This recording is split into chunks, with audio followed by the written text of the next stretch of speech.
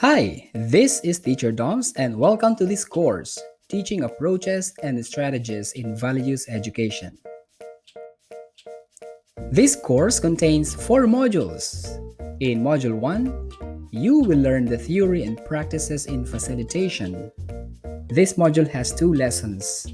And then, in Module 2, we will talk about valuing process and its 2 lessons. And then, in the third module, we will study the approaches and strategies in teaching values education. This is the main substance of this course, so it has 8 informative lessons.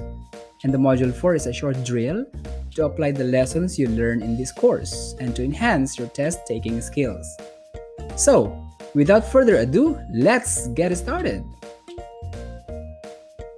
Lesson 1: Facilitation Theory. Facilitation theory is premised on a humanist or humanistic approach in learning. Carl Rogers and others have developed the theory of facilitative learning. What is facilitation theory? Well, it is a learning process in which a leader, called a facilitator, guides a group of individuals towards a goal or a destination.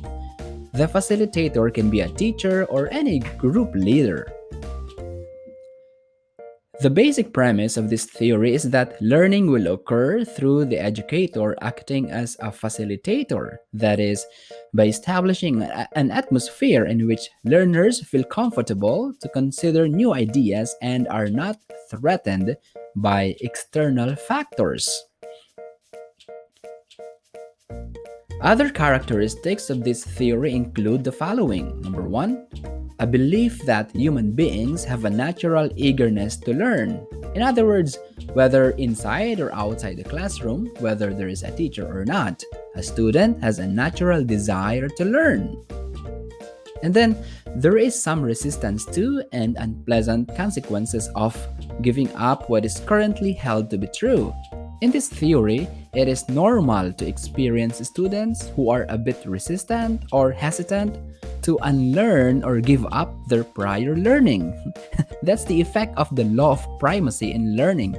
It's difficult to unlearn things. It takes time to give up or move on. And then the most significant learning involves changing one's concept of oneself. In values education, when we led our students to self-knowledge and eventually to self-transformation, then we achieve a significant goal in facilitative teaching and learning. Now, the uses of facilitation are group training, group problem solving, team unity, collective decision making, and group processing. What does a facilitator believe? Let's look now at some of the beliefs that a facilitator should have. Number 1, people are intelligent, capable, and want to do the right thing. And as a facilitator, we are to help our students discover their own intelligence and capacities or potentials and direct them to the right direction. Number 2, everyone's opinion is of equal value, regardless of rank or position. And for that reason, we are to encourage our students to share comfortably their opinions of the subject matter with the assurance that they will not be judged, embarrassed, or discriminated. Number 3, people are more committed to the ideas and plans that they have helped create. Therefore, as facilitators, we should involve our students in planning or setting the goals and objectives, especially for higher levels of classes. Number 4, groups can manage their own conflicts, behaviors, and relationships if they are given the right tools and training. As facilitators, we should equip our students how to manage and resolve conflicts that may arise within the group. And lastly, the process or activities, if well designed and honestly applied, can be trusted to achieve results. Therefore, we should be extra careful when designing and facilitating the activities and be always mindful of its objectives. So those are the beliefs that facilitators should have. To recap, we discussed facilitation theory, its brief description, characteristics, its uses, and the beliefs that a facilitator should have. Lesson 2: Facilitation and Values Education. Let's learn now the roles of the values education teacher as facilitator. As a facilitator, he or she sets a conducive climate for learning, creates or provides structured learning activities, elicits meaningful experiences from the learners, shares personal experiences like stories, and models values for the learners. So these are some common roles of the values education teacher as a facilitator. As facilitators, we can use the following strategies or tools during the facilitation classes. Stay neutral on content. Listen actively. Ask questions. Paraphrase to clarify. Synthesize ideas. Stay on track. Don't get lost. Give and receive feedback. Test assumptions. Collect ideas. And lastly, summarize clearly. So these are some tools that we can use in our facilitation classes. Now let's look at the best facilitator practices. The best facilitators probe sensitively into students' feelings. They create an open and trusting atmosphere. They make students the center of attention. They treat all students as equal. They listen intently to understand totally what is being said. And they work hard to stay neutral. They also ensure that participants feel ownership for what has been achieved, and they end on a positive and optimistic note. Well, how about the worst facilitator practices? The worst facilitators, they do not listen carefully to what is being said. They lose track of key ideas. They try to be the center of attention. They talk a lot.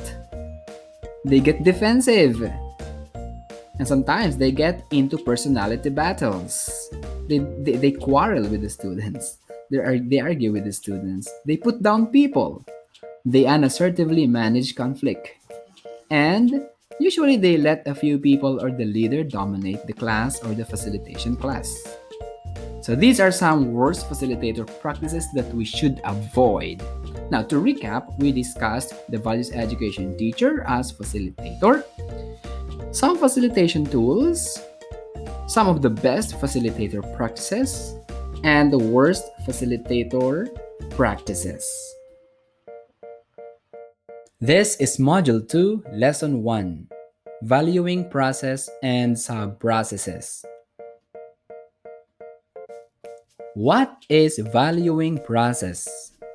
Well, valuing process is an act of going through the 7 sub-processes, which are subsumed into 3 categories, namely choosing, pricing, and acting. Let's look into the 7 sub-processes under choosing, pricing, and acting. Under choosing, which is choosing one's beliefs and behaviors, we have 3 sub-processes. The first one is choosing from alternatives or several options, and then choosing after consideration of consequences, and choosing freely. Under pricing, we have 2 sub-processes. The first one is pricing and cherishing, and then publicly affirming, especially when necessary or appropriate. Under acting, we have 2 sub-processes. The first one is acting itself, and acting with pattern, consistency, and repetition. So those are the 7 sub-processes in the valuing process. Now, let's look into the teacher's roles under or during the valuing process in terms of cognitive, affective, and behavioral patterns. In terms of cognitive structure, the teacher facilitates the learner's awareness of their cognitive basis for values decisions. It's like asking the rationale or the philosophy behind the student's values. Then the teacher examines and questions this cognitive basis and corresponding choices. The teacher dialogues with the learner on certain value issues. And the teacher expands the learner's and also the educator's way of looking at things in order to arrive at more informed choices. In terms of the affective life, the teacher checks the affective dimension that may either hinder or facilitate the living out of certain values. Examples are the student's motivation, acceptance of or resistance to the values, enthusiasm for values, and so on. In terms of behavioral patterns, the teacher facilitates the learner's consideration of their behavioral patterns. And then, the teacher invites learners to also look into their actual behavior. So, those are the roles of a teacher in the valuing process in terms of cognitive, affective, and behavioral patterns. To recap, we discussed the valuing process that includes choosing, pricing, and acting. We also talk about the 7 sub-processes and the roles of the teacher in the valuing process in terms of cognitive, affective, and behavioral patterns. That's the Module 2, Lesson 1, Valuing Process and Sub-Processes. This is Module 2, Lesson 2, Valuing Process Model. Let's look into this model of the valuing process in the context of the teaching-learning cycle. This model has 3 levels: the conceptual level, active level, and the affective level.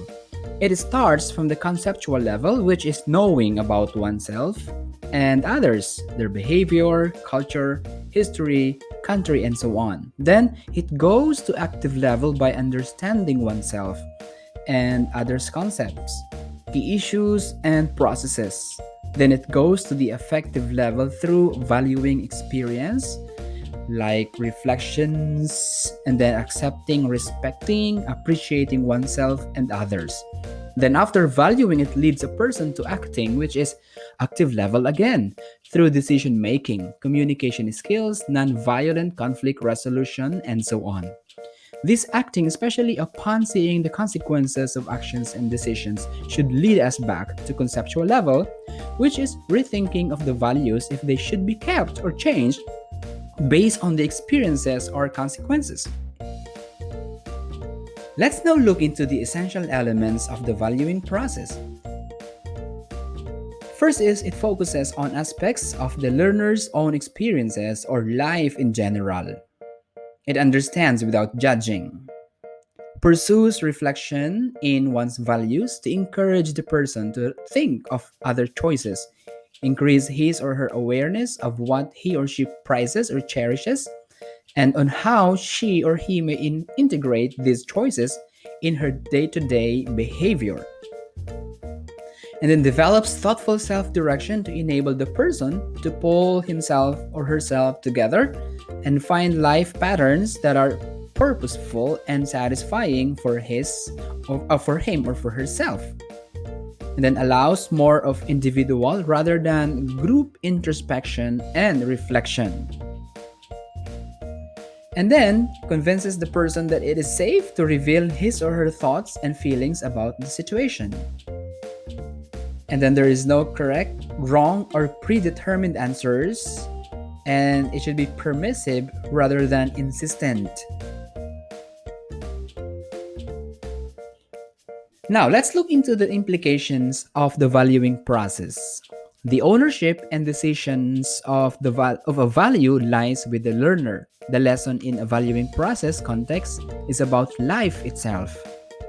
And then the learner exposed to the valuing process begins to master the art of discernment. And valuing is definitely a complex process. And the essence of valuing lies in helping the learner ask the why and the what for in life.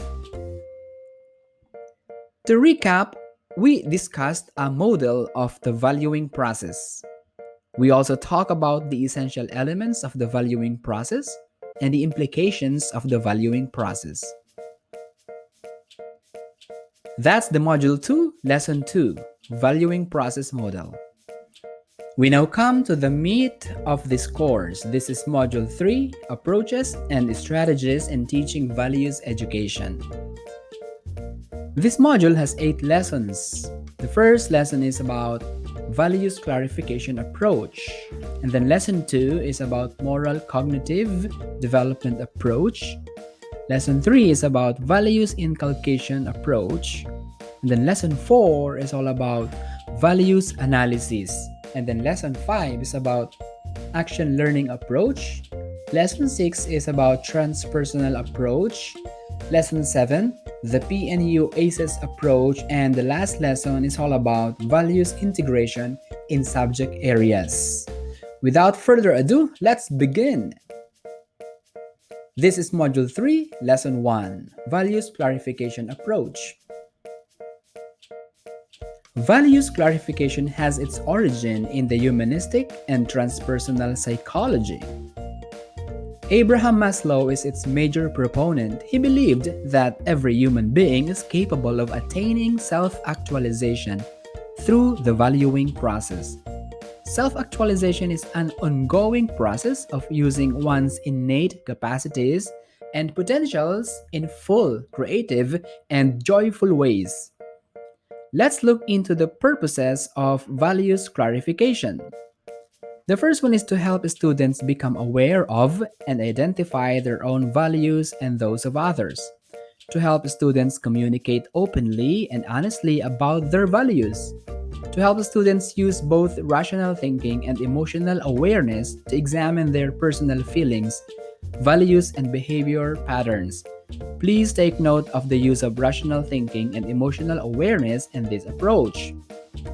And since we are using rational thinking in this approach, for something to be considered as a value using the clarification approach, the person must go through the 7 criteria of the valuing process. If you remember, the first step is choosing one's beliefs and behaviors.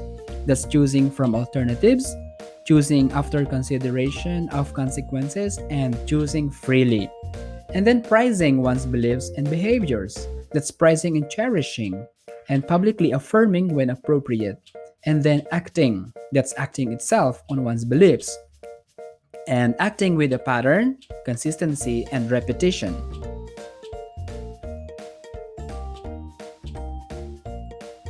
Let's see the values clarification strategies commonly used in teaching values education. We have role-playing, games and simulations, contrived or real value-laden situations, introspection or in-depth self-analysis exercise, sensitivity activities. We have small group discussion, values grid, ranking. We also have group dynamics, case study, and we can also use dyadic and triadic sharing, 2 or 3 persons, and dialogue or clarifying response strategy. Please take note that the clarifying response strategy, or CRS, is the most flexible and effective strategy in encouraging a person to introspect about his or her thoughts and ideas, consider other alternatives, and arrive at a purposeful stance for himself or herself and in relation to others. To recap, we discussed the values clarification approach and some strategies commonly used in teaching values education using values clarification approach. That's the Module 3, Lesson 1, Values Clarification Approach. This is Module 3, Lesson 2, Moral Development or Cognitive Developmental Approach. The moral development approach is based on the philosophies of John Dewey, Pestalozzi, and Herbart, and the psychological theories of John Piaget and Lawrence Kohlberg. The proponents believed that the human person does not become moral in isolation.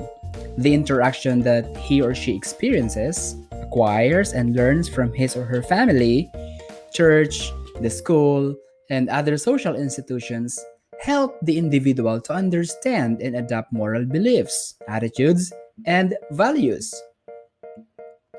He or she internalizes the society's standards, which he or she organizes to serve as guides to his or her moral reasoning, judgments, and actions as he or she goes through life.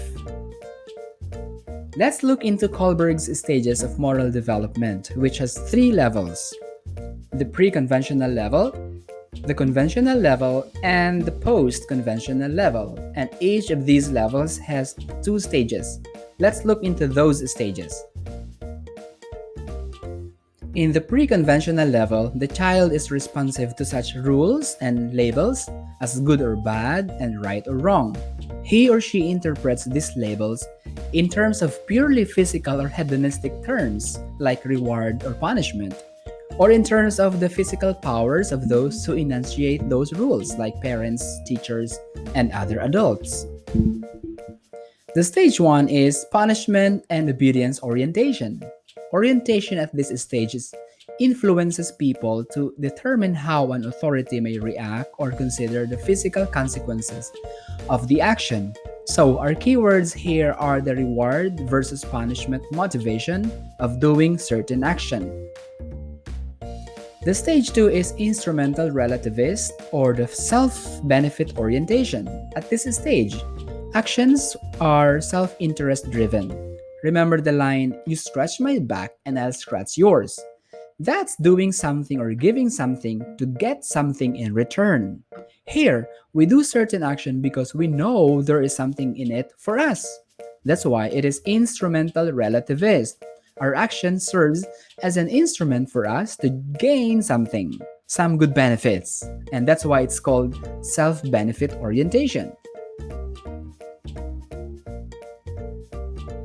And then let's talk about conventional level. At this level, maintaining the expectations of the individual's family, group, or nation is perceived as valuable, regardless of immediate and obvious consequences.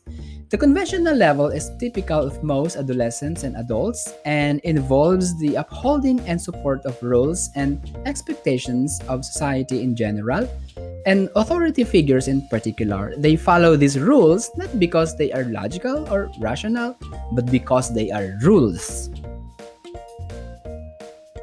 The stage 3 is interpersonal concordance or good boy, nice girl orientation. In this stage, the self enters society by conforming to social standards. Individuals are receptive of approval or disapproval from others as it reflects society's views. They try to be a good boy or good girl to live up to those expectations and win approval. The stage 4 is law and order orientation. Right behavior consists of doing one's duty, showing respect for authority, and maintaining the social order for its own sake. In this stage, it is important to obey laws and social conventions because of their importance in maintaining a functioning society. Moral reasoning in this stage, or in stage 4, is therefore beyond the need for individual approval exhibited in stage 3. Here, morality is still predominantly dictated by an outside force. Let's go to the post-conventional level. At this level, there is a clear effort to reach a personal definition of moral values, to define principles that have validity and application apart from authority of groups of persons and apart from the individual's identification with these groups. Moral behaviors in this level are internally rather than externally motivated. The stage 5 is social contract legalistic orientation. Right action tends to be defined in terms of general individual rights and in terms of standards that have been critically examined and agreed upon by the whole society. Laws are regarded as social contracts. Those that do not promote the general welfare should be changed when necessary to meet the greatest good for the greatest number of people. The stage 6 is universal ethical principle orientation. This is the highest level. Rights is defined by the conscience in accordance with self-chosen ethical principles, which in turn are based on logical comprehensiveness, universality, and consistency. Let's understand some basic principles or tenets on the nature of moral development. The first one is that there exists a structural basis within each person that determine how he or she will perceive a value. Then, these bases develop in a sequential series of stages. No stage may be skipped. Some persons go faster and further through the stages than others. So different people, different paces. And then, movement from stage to stage is a long-term process. Progression is not automatic but dependent upon the person's interaction with the environment.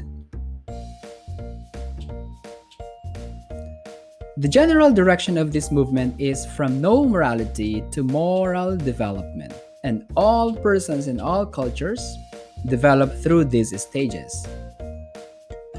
And lastly, moral reasoning is related to moral behavior. Now, let's learn the purposes of moral development approach. Number one is to help students develop more complex moral reasoning patterns based on higher set of values following successive and sequential stages. And then, to urge students to discuss the reasons for their values choices, not merely to share with others, but to foster change in the stages of reasoning of students. The most common strategies used in moral development approach are moral dilemma episodes with small group discussion, relatively structured and argumentative, and another one is the case study. These strategies work through a process of developing a sense of morality by allowing the students to go through the structured dilemma activities with the following basic steps. Number one is to understanding and clarifying the dilemma, setting a position or stance on the dilemma, and then testing the reason for a position or stance and reflecting on the reasoning made. What is moral dilemma? Well, a moral dilemma is an issue, problem, or conflict situation in which moral reasoning is the basis for one's choice of alternative courses of action for its solution. If there appears to be an obvious right answer to the problem, then it does not present a dilemma.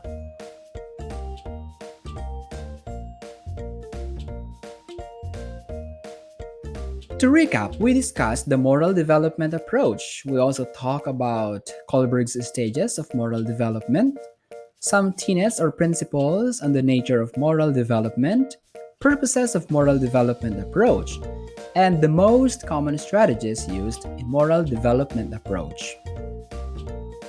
So that's the Module 3, Lesson 2, Moral Development or Cognitive Developmental Approach. This is Module 3, Lesson 3, Values Inculcation Approach. The theoretical basis of the inculcation approach to values education are the theories of reinforcement and learning, such as the operant conditioning by B.F. Skinner and the observational learning or social learning theory by Albert Bandura. Desirable values may be internalized through modeling, imitation, observation, and reinforcement, like positive or negative reinforcements. The values inculcation approach is the most common and oldest approach to values education. It is pedagogical in nature. The purpose is to instill or internalize certain desirable values among the students, to change the values of the students so they more nearly reflect certain desired values. Desirable values means conforming to the standards or norms set by the society. The teachers as role models play the crucial part in the development of desired values. Inculcation strategies include modeling, positive and negative reinforcement, mocking, nagging, manipulating alternatives, games and simulations. We also have role-playing, and we can also use storytelling.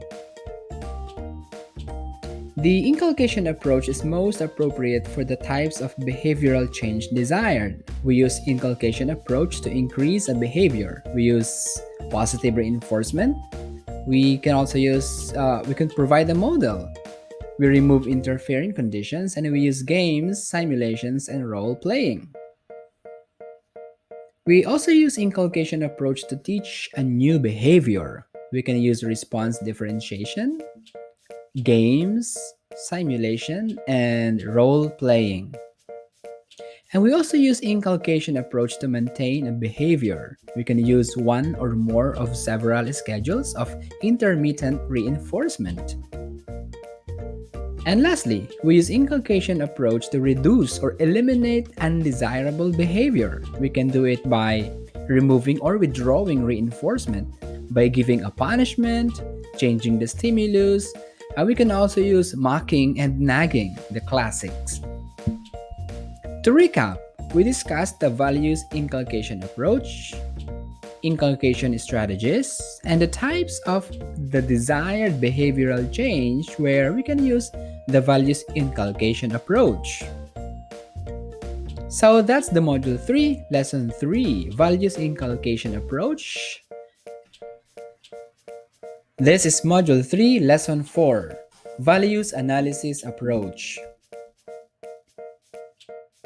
The purpose of values analysis is to help students use logical thinking and scientific procedures in order to investigate social issues and problems that are present in their immediate surrounding. This approach, values analysis, helps students use rational and analytical processes in interrelating or interconnecting and conceptualizing their values. Let's learn the specific steps for values analysis. The first step is identifying and clarifying the values. Here, the student's attention is called to identify the problem about an issue or about the situation presented by the teacher. The next step is assembling purported facts. Here, the teacher helps to organize facts to enable the students to have enough data that will help them judge the values issue properly. The next step is assessing the truth of purported facts. Here, with the help of the teacher, the students find the supportive evidences and evaluate the authenticity of the sources using the criteria set by the members of the group. The next step is clarifying the relevance of facts. Here, the teacher helps the students to scrutinize whether the facts presented are clear about the values issues and whether the criteria are pointing to the desirability or undesirability of the values judgment given by them. The next step is arriving at a tentative values decision. Here, the students decide or choose tentatively their answer to the values question after considering the facts presented and scrutinized in the previous steps. And the last step is testing the values principle given in the decisions of the students for acceptability by doing any of the following: new cases test, subsumption test, role exchange test, or universal consequences test. The new cases test is simply thinking of other situations where the values principle would logically apply and deciding if its application can be accepted in the said situations. The subsumption test is creating a parallel or almost similar general values principle supported with a real-life situation acceptable to society. The role exchange test is a hypothetical exchange of roles and then asking the students if they will still accept the principle in that role. And lastly, the universal consequences test is asking the students to imagine the consequences if everyone in the similar situation would do or would not do the same. So those are the specific steps for values analysis. Let's go to the last part, the commonly used strategies in values analysis approach, which are structured rational discussion, debate, library and field research, individual and group study of social values problems and issues.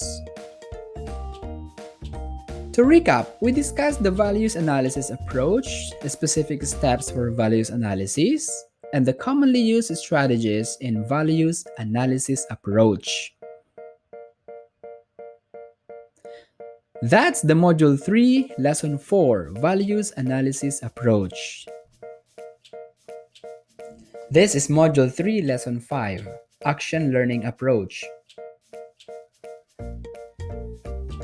Action learning, in the simplest definition, is a process for developing creative solutions in dealing with complex problems of individuals or groups of people. It involves taking steps to solve a problem and then evaluating the effectiveness of those steps. In other words, looking to learn from the actions you take in attempting to solve a problem. That's why it's called action learning. We learn from our actions. And from that learning, we formulate or we create a new and more effective solutions to the problem and put that solution into action. Action learning goes beyond thinking and feeling. It provides chances for learners or students to discover and act on their values. It goes beyond the classroom or group setting and extends to the experiential learning in the community, where the interplay between choices and action is continuous and must be acted upon. In the action learning theory, the person and the environment are mutually co-creators. In action learning approach, teaching methods include mostly the clarification and values analysis strategies. However, two strategies unique to this approach include skills practice and group organization, and action projects or community outreach projects. What makes action learning approach different? Well, unlike the other approaches, the learners or the students are assisted to reflect on their past actions or choices and decisions made, and they are assisted to draw or to create some realizations and lessons from those past actions or choices. Therefore, the lessons learned will be applied in the future actions. The mistakes done may be avoided, and they learn to prize and appreciate the values they learn from their past actions. Action learning approach is used not only in education but also in the corporate world, since action learning has proven to be very effective in developing an individual leadership and team problem-solving skills. It has become a component in corporate and organizational leadership development programs. Confucius once said, "I hear and I forget, I see and I remember, I do and I understand." Either inside or outside the classroom, action learning is a cycle of doing and reflecting. Let's go to the last part. Some specific strategies commonly used in action learning approach are evaluation of action, reflection on the choices made, introspection on the actions done, listing pros and cons of actions done, and planning.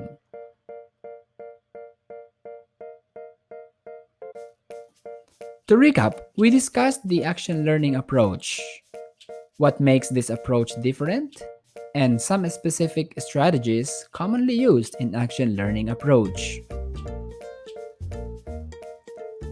So that's the Module 3, Lesson 5, Action Learning Approach.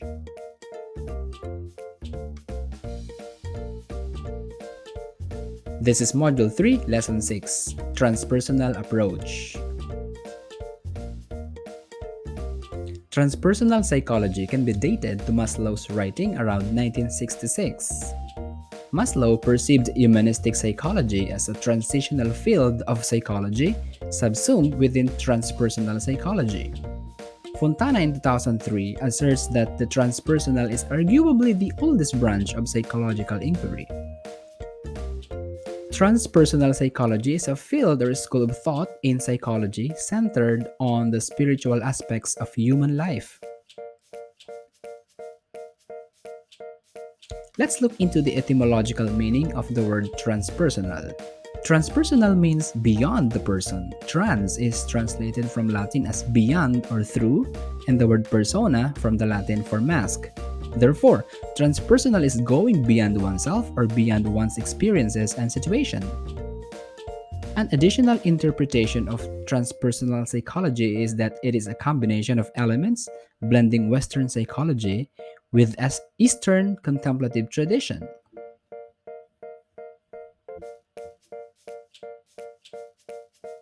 In values education, the concerns of transpersonal education are in a sense spiritual, but they are not religious in a sectarian manner. Sectarian means favoring a specific sect or religion. The goal of transpersonal approach in values education is to guide the individual in his or her exploration of the many realms of experiences which transcend the ego or the self. Let's look into some themes of transpersonal approach as suggested by Hartelius, Kaplan, and Radin in 2007. The most common themes are beyond ego psychology, integrative or holistic psychology, and the psychology of transformation. The Beyond the Ego psychology theme aims to explore or understand the experiences beyond the ego. It's like looking at your experiences from a distance or watching yourself in that specific situation, and then you try to analyze that situation objectively rather than subjectively, and you try to come up with an objective solution. The integrative or holistic psychology attempts to educate or form a student holistically. That means the thinking, the choosing, and the acting are in conformity with each other. In this theme, the transpersonal approach shows that values education should educate the mind and the hearts of the students, considering the totality of their various dimensions like social, physical, intellectual, emotional, spiritual, or political dimensions. And lastly, the psychology of transformation attempts to understand and cultivate growth of students as individuals and as communities. What is the transpersonal approach related to values education? Transpersonal education should attempt to combine the cognitive, affective, and the psychomotor domains, in that the mind and the body should no longer be considered as separate entities. Transpersonal education should unite the physical, emotional, intellectual, and spiritual domains. Such a unified attempt to develop and integrate those domains would support Maslow's assertion that the purpose of education is for a child to become a healthy, self-actualized adult. And then, to promote such a personal transformation, Maslow discussed the need for both parents and teachers to continue to personally develop to prevent their own distorted patterns of behavior being conveyed to the child. Consequently, teachers and parents should resolve their issues in life and move towards their own personal transformation to genuinely contribute to the transformation of their students.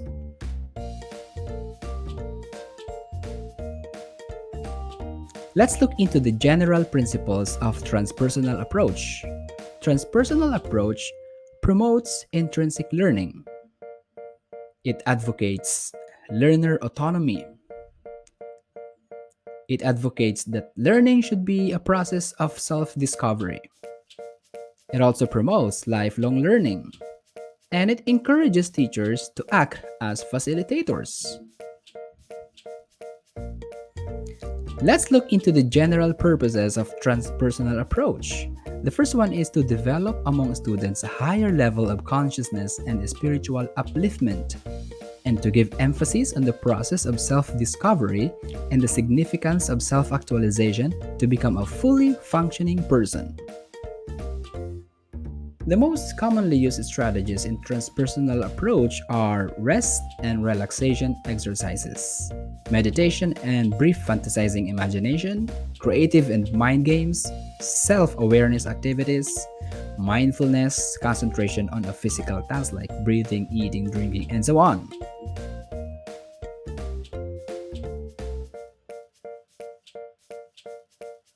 To recap, we discussed the transpersonal approach.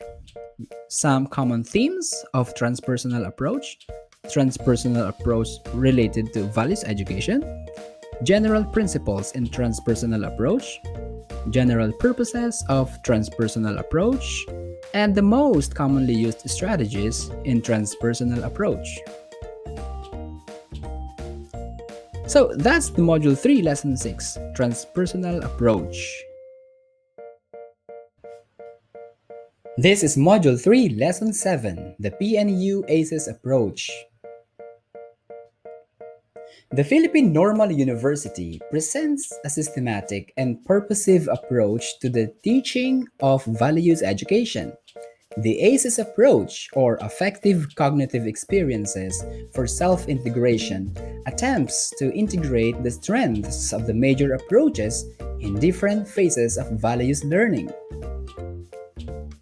The ACEs approach is systematic in the sense that the lessons make use of the creatively organized activities. It is purposive because it aims to develop values intended in the lesson and as indicated in the learning objectives and expected outcomes. The Pneu-Aces approach to values education. Please take note that this approach is based on the confluent theory of education, which believes in the simultaneous development of cognitive and affective aspects of the learner that enhance the wholeness of his or her being. Ibig sabihin, magkasabay ang pag-unlad o paglago o pag-develop ng cognitive at affective aspects.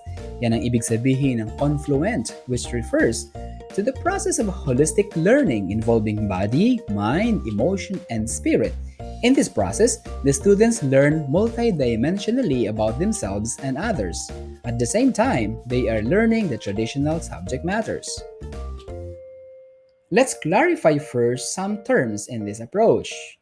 Cognitive refers to the activity of the mind towards knowing an object or its intellectual functioning in the full grasp of reality, thing, person, or circumstance. The affective refers to the feeling or the emotional aspect of experience and learning, mga bagay na may kinalaman sa damdamin. Affective development. This means development of a sound value system of the student for him or her to have fuller and manageable way of life. Ito yung pagkakaroon ng sariling prinsipyo at paninindigan sa buhay. Cognitive development means developing the adequate construct system of the learner, providing him or her with an ability to understand events in different ways or different perspectives, to analyze the events, to know the whys and the hows of the situations, so that he or she would know what is proper for him or her or for others. The integration of the affective and cognitive dimensions aims to balance values development so that the person or the learner may develop a solid base for the behavioral manifestation or demonstration and practice of values acquired. The ACEs teaching approach uses both inductive and deductive methods in the conduct of the lessons, although the inductive method is given more emphasis since certain principles and conditions of learning that activate the learner and make learning personal and meaningful are more easily achieved through the inductive method. The teacher is viewed as both the facilitator and director of values learning. The teacher, as facilitator of affective and cognitive learning, has his or her role of providing learning experiences and maintaining an effective vehicle of values education. The teacher is tasked to structure meaningful learning activities that the students can go through, which may provide them some basis for making decisions and manifesting or demonstrating their values orientations.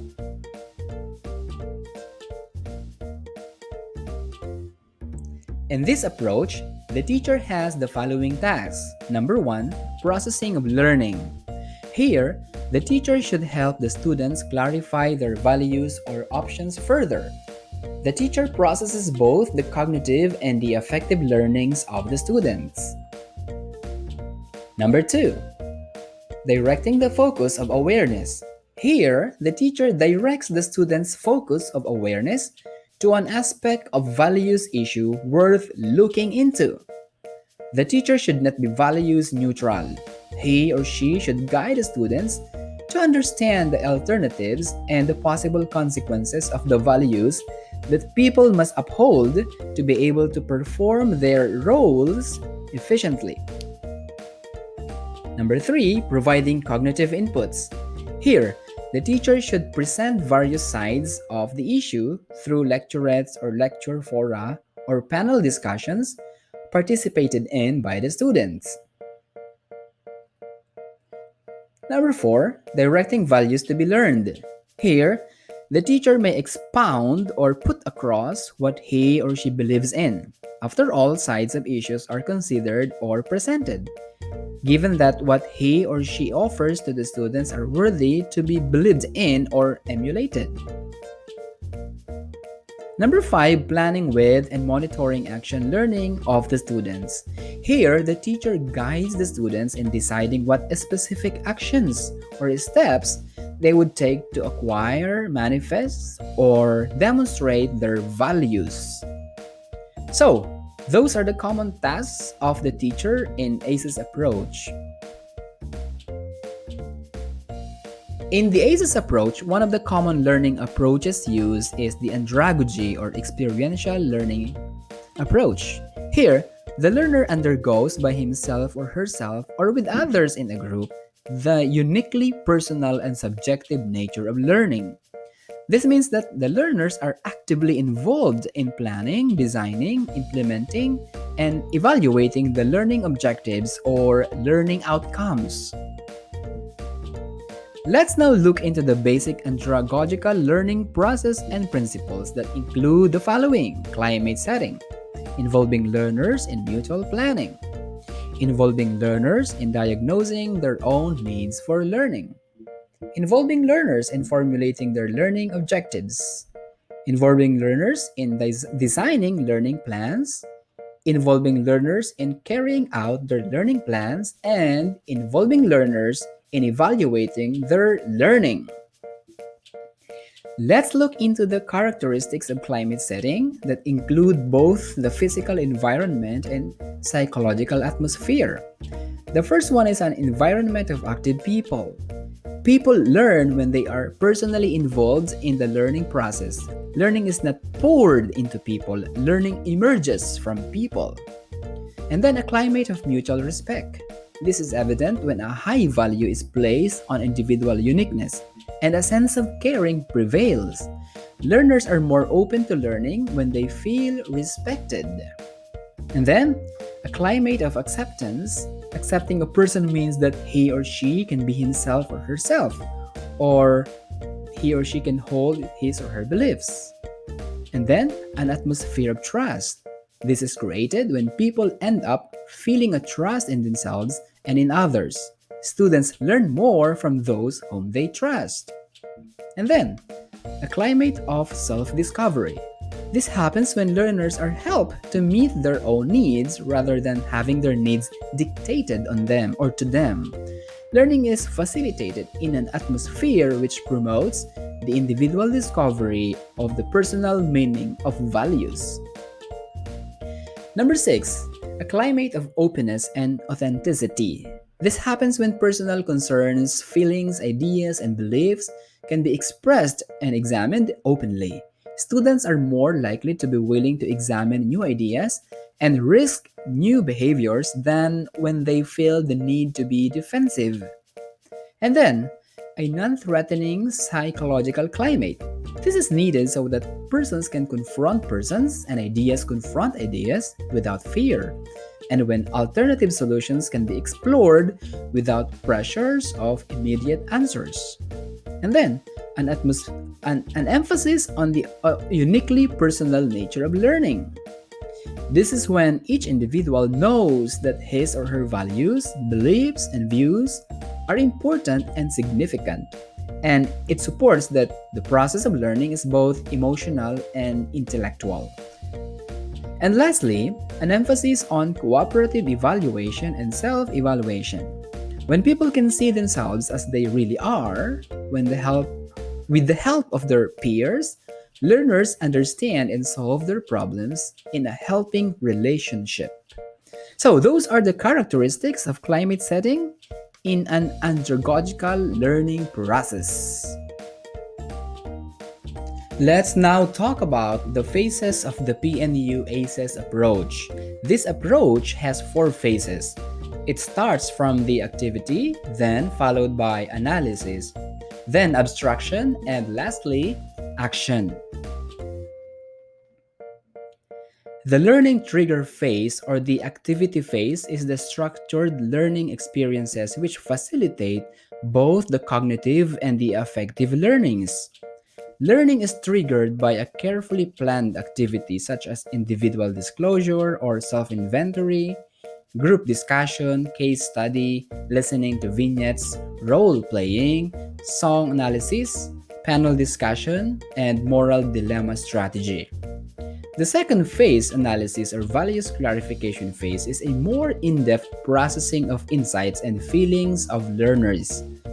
Analysis of the learning has two phases, the affective processing and the cognitive or content processing. The affective processing involves personal reflections and insights which become part of the learner's affective development, while the cognitive analysis is done through eliciting information and studying the contents and the concepts relevant to the lesson. In the abstraction phase or inculcation or directive phase, the teacher reinforces the student's construct system through an abstraction or generalizations and inferences. In this phase, the facilitator or the teacher enriches the learning which was processed in the analysis phase through cognitive and affective inputs. The teacher reinforces also the decisions made by the students which the teacher thinks are universally acceptable.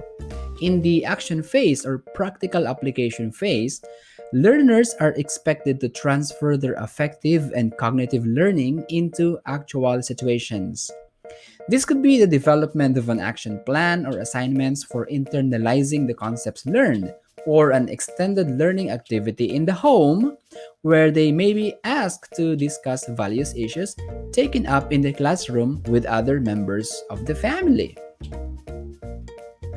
In addition to those four phases, we have two auxiliary phases, the mood setting and closing activities. The purpose of the mood setting is to create a conducive psychological climate for learning, an effective or effective way of building good rapport in the class. The closing activity gives an added impact to the effective learning of the students and keeps them in high spirits for whatever commitment they may have at the end of the lesson. Let's look at the diagram that illustrates the phases of values learning in the ACES methodology. As you can see, we have the opening or mood setting, then the four phases that starts from phase 1, activity, followed by phase 2, analysis, and then by phase 3, abstraction, and lastly, the phase 4, which is the action or application. And then at the end, after a short evaluation, we have the closing activities. It's always better to have a closure, diba? So, those are the phases of the Pneu-Aces approach. To recap, we learned the Pneu-Aces approach to values education, the teacher's roles in the Pneu-Aces approach, the andragogy or the experiential learning approach, the principles of andragogical learning, characteristics of climate setting, and the phases of the Pneu-Aces approach. So, that's the Module 3, Lesson 7, the Pneu-Aces approach.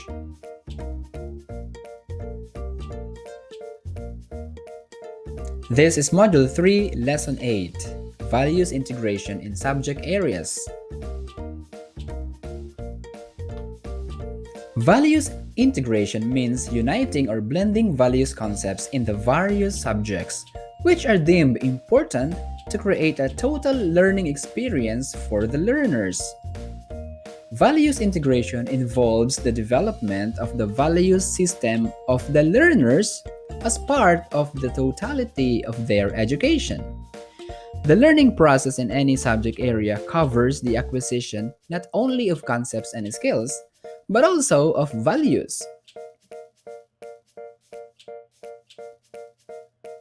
The identification of values to be integrated arises from the nature of the discipline and its content. For example, learning science concepts and acquiring scientific skills should lead to the development of the scientific attitude like intellectual honesty, respect for the emergence of new knowledge and system, and preciseness and discipline in work performance. Then, the experience of the decision making process in the social sciences, for example, should develop objectivity, appreciation of knowledge, and its application to the choice making activity, truthfulness, and the valuing of historical experience of aesthetic values. Health and physical education, for example, should bring about a respect for life and the human body. So, these are just some examples of values integration in different areas of study. In general, the success of the integration of values in the different subject areas depends on the teacher's creativity in making use of situations to facilitate the students' values development, as well as on their perceptive skills to identify points in a lesson that would serve as entry points for specific values. Let's now go to the types of values integration. The first one is vertical integration approach. Here, values concepts are integrated from the lowest to the highest level of education. We have the total vertical and the partial vertical integrations. So in total vertical integration, values are integrated in all subjects in all levels of education. Sa lahat ng subject at sa lahat ng levels, like from kinder to grade 12. Then, in partial vertical integration, values are integrated in some selected subjects or courses in all levels of education. So, sa lahat ng levels, pero hindi sa lahat ng subjects. Halimbawa, from kinder to grade 12, pero sa makabayan na subjects lang. Then, the second one is the horizontal integration approach. Here, integration is only done in one specific grade or year level. We have the total and partial horizontal integrations. In total horizontal integration, values integration is done in all subjects or courses in the selected grade or year level. Halimbawa, sa lahat ng subjects ng grade 10 lang or sa lahat ng subjects ng grade 6 lang. Then, in partial horizontal integration, values integration is done only to selected subjects or courses in the grade or year level, singled out for such purpose. Halimbawa, sa makabayan subjects lang ng grade 10. Then, the third one is natural integration. Here, the teachers utilize the subject matter or activity undertaken to emphasize concepts or values that the teacher wishes to bring about. Halimbawa, after watching a video clip on environmental destruction, the teacher emphasizes the value of self-discipline through the proper waste disposal or recycling, for example.